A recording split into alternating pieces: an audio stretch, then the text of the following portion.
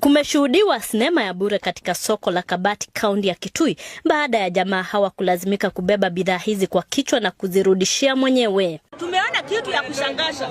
Sisi tumeona watu wawili walikuwa wamebeba mattress na gas na TV.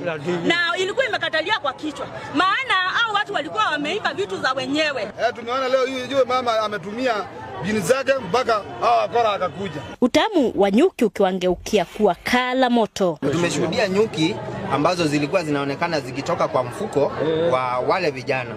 Wezi hao waliimba mali hiyo wiki iliyopita, na mwenyewe alipopiga ripoti kwa polisi akusaidika, hali ambayo limlazimisha kutafuta ujuzi wa daktari huyu wa kienyeji. Wakazi wamewaonya watu wenye tabia za wizi kubadilisha mienendo wasijapata aibu kama hii. Kwa hivyo kuimba sio kuzuri, afadhali mtu atumie jasho ya.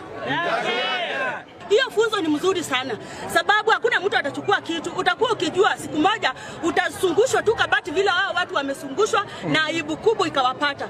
Iliwalazimu maafisa wa polisi waingilie kati kuokoa wawili hao kutoka kwa wakazi waliojawa na amaki kufuatia kukithiri kwa visa vya wizi eneo hilo. Brenda Mwende, K24 kutoka kaunti ya Kitui.